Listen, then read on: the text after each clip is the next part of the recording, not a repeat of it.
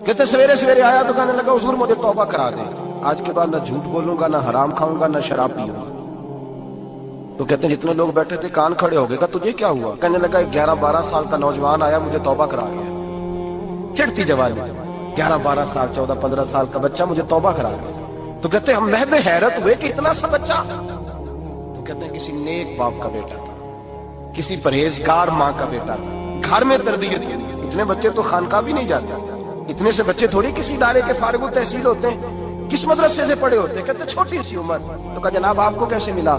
تو وہ شخص کہنے لگا حضور کل میں گیا بازار، میں نے بغداد کے چوک سے 10 کلو مچھلی بھی خرید لی اور کچھ اور ضرورت کی چیزیں بھی، مہمان آنے تھے، وہ سارا کچھ خرید کے میں جب نکلا تو سامان زیادہ ہو گیا۔ چوک میں مزدور بیٹھے ہوتے تھے، میں نے کہا بھئی میرے ساتھ فلاں محلے تک سامان پہنچانا ہے۔ وہ بچہ کہنے لگا چچا اگر میں چلوں تو، میں نے اس کو ایڈریس وغیرہ بتلایا تو 3 دینار مزدوری طے ہو گئی سامان گھر پہنچانے کی۔ کہتے میرے ساتھ وہ نکلا اور جب رستہ طے کرنے لگا تو رستے میں گرمی بڑی سخت تھی، ظہر کا وقت تھا، ذرا ہم نے چند قدم اٹھائے، 2-4 گلیاں گزرے تھے کہ اذان ظہر کی آواز آنے لگی۔ تو کہتے ہیں بڑی منت کے انداز میں، بڑی گزارش کے انداز میں میری طرف دیکھا، عمر چھوٹی سی ہے، کہنے لگا چچا اگر اجازت مل جائے تو میں ظہر کی نماز پڑھ لوں۔ کہتے ہیں میں ایک جگہ پھٹے پہ بیٹھ گیا اور گپے کرنے لگا، سامان وہاں رکھا، میں نے کہا پڑھ لے نماز۔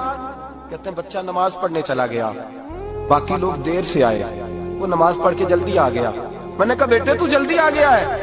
کہنے لگا اس لیے جلدی آیا ہوں کہ آپ یہ نہ سمجھے یہ کام چور ہے، میں نے نفل چھوڑ دیے ہیں، فارغ ہو کے پڑھ لوں گا۔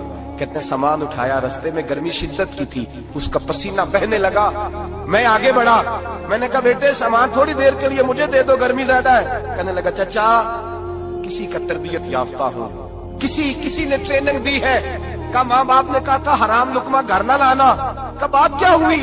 کہنے لگے میں آپ کو نہیں دے سکتا، اس لیے کہ 3 دینار مزدوری گھر پہنچانے کی طے کی ہے، اگر آپ اٹھائیں گے تو پھر میں پیسے پورے نہیں لوں گا۔ دامان توکل کی یہ خوبی ہے کہ اس پر پابند لگے ہوتے ہیں پر دھبے نہیں ہوتے، میں پھر مزدوری پوری نہیں لوں گا، پیسے کم لوں گا۔ کہتے ہیں میں محو حیرت ہو گیا، اس جوان کی بات نے میرے سارے وجود تھر تھر کبا ڈالا کہ اس دور میں اس قسم کے لوگ۔ کہتے ہیں گھر لے گیا اس کو، میں سامان رکھا، میں نے کہا تم یہاں ٹھہرو میں 3 دینار مزدوری لاتا ہوں۔ کہتے ہیں پیسے لینے گیا تو بیوی کو بتایا بڑا نیک ہے، بڑا پرہیزگار جوان ہے، کہنے لگی روٹی پکی ہوئی ہے، اسے کو دوپہر کا کھانا کھا لے۔ کہتے ہیں میں باہر گیا، 3 دینار تھمائے، میں نے کہا بیٹے ایک بات مانو گے؟